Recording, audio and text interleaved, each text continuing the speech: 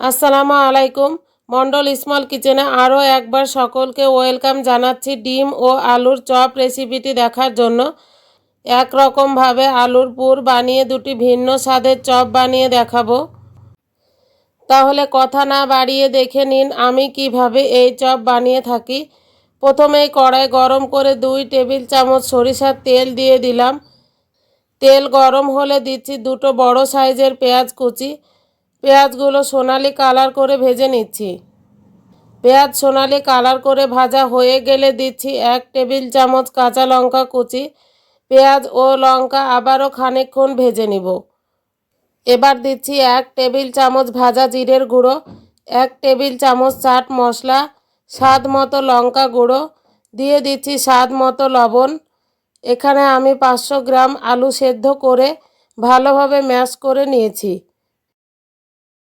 এবার আলুটা দিয়ে বেশ খানিকক্ষণ কষিয়ে নিব।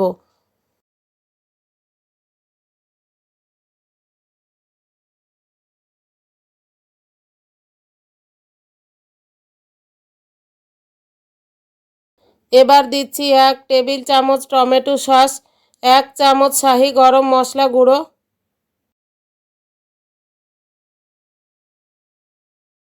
আর দিয়ে দিচ্ছি 1 টেবিল চামচ ঘি। আবারও খানিকক্ষণ কষিয়ে নিব। এই ঘি দেওয়ার জন্য ডিম ও আলুর চপের স্বাদ ও গন্ধ দুটোই বেড়ে যায়।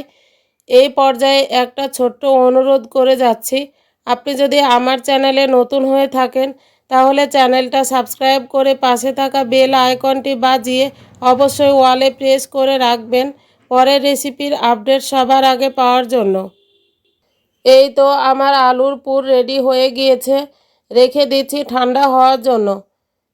এদিকে একটা বোলের মধ্যে একটি ডিম ভেঙে নিলাম। ময়দা দিচ্ছি 1 কাপের 3 ভাগের 1 ভাগ, লবণ দিচ্ছি স্বাদ মতো, গোলমরিচের গুঁড়ো দিচ্ছি হাফ চা চামচ, আর পানি দিচ্ছি 1 টেবিল চামচ। এবার এই সব উপকরণ ভালোভাবে মিশিয়ে একটা ব্যাটার রেডি করে নিচ্ছি।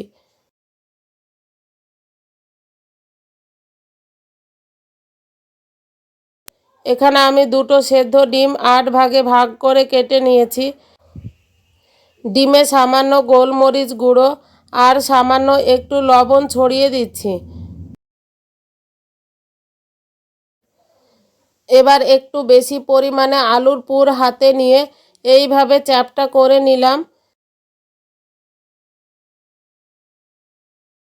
এবার মাঝখানে ডিমের একটা টুকরো দিয়ে দিলাম।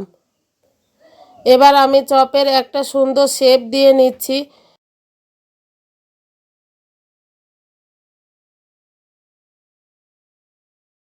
এই তো রেডি হয়ে গেল একটা ডিমের চপ। সেমভাবে সবগুলো ডিমের চপ বানিয়ে নিচ্ছি। এবার আমি একটা আলুর চপ বানিয়ে দেখাচ্ছি। অল্প একটুখানি আলুর পুর নিয়ে এইভাবে গোল করে চ্যাপ্টা করে নিলেই রেডি আলুর চপ। এই তো সবগুলো চপ আমার বানানো হয়ে গিয়েছে। এবার আগে থেকে বানানো ব্যাটারের মধ্যে ডিমের চপ দিয়ে দিলাম। ভালোভাবে ডিমের চপে ব্যাটার লাগিয়ে নিচ্ছি।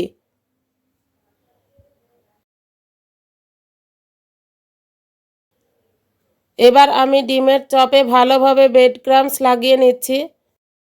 আপনারা ব্রেড ক্রাম্বসের বদলে বিস্কুটের গুঁড়ো অথবা মুড়ির গুঁড়ো লাগিয়ে নিতে পারেন। এই তো রেডি হয়ে গেল ডিমের চপ। সেমভাবে সব চপগুলো বানিয়ে নিচ্ছি।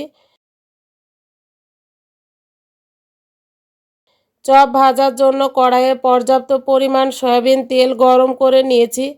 এবার একে একে চপগুলো দিয়ে দিলাম।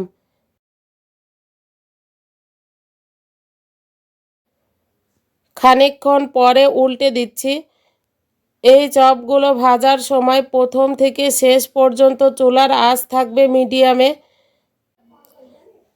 চপগুলো আমি উল্টে পাল্টে গোল্ডেন ব্রাউন কালার করে ভেজে নিচ্ছি।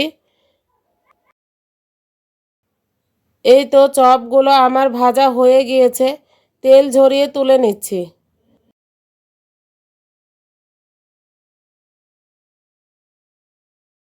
এবার আমি আলুর চপ বানাবো।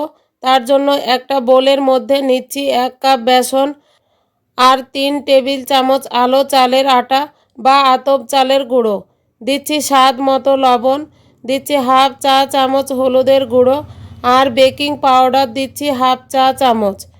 আপনারা এখানে বেকিং সোডাও ব্যবহার করতে পারেন।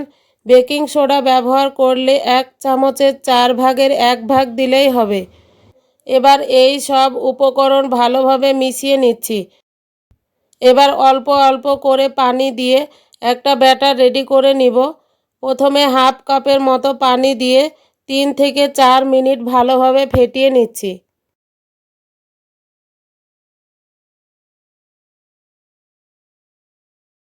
ভালোভাবে ফেটানোর পর আরও 1 টেবিল চামচ পানি দিয়ে দিলাম। পানি আপনাদের একটু কম বেশি লাগতে পারে। ব্যাটারের ঘনত্ব হবে এই রকম। একটা আঙ্গুল দিয়ে দেখবেন, আঙ্গুলে ভালোভাবে ব্যাটার লেগে থাকলে তখনই বুঝবেন ব্যাটারটা রেডি হয়ে গিয়েছে। আলুর চপ ভাজার জন্য পর্যাপ্ত পরিমাণ সয়াবিন তেল গরম করে নিয়েছি। এবার একটা আলুর চপ ব্যাটারের মধ্যে ডুবিয়ে তেলের মধ্যে দিয়ে দিলাম।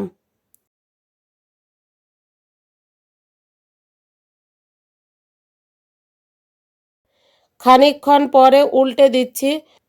এই চপগুলো ভাজার সময় প্রথম থেকে শেষ পর্যন্ত চুলার আঁচ থাকবে মিডিয়ামে। চপগুলো আমি গোল্ডেন ব্রাউন কালার করে ভেজে নিচ্ছি। আলুর চপ ভাজা হয়ে গিয়েছে, তেল ঝরিয়ে তুলে নিচ্ছি।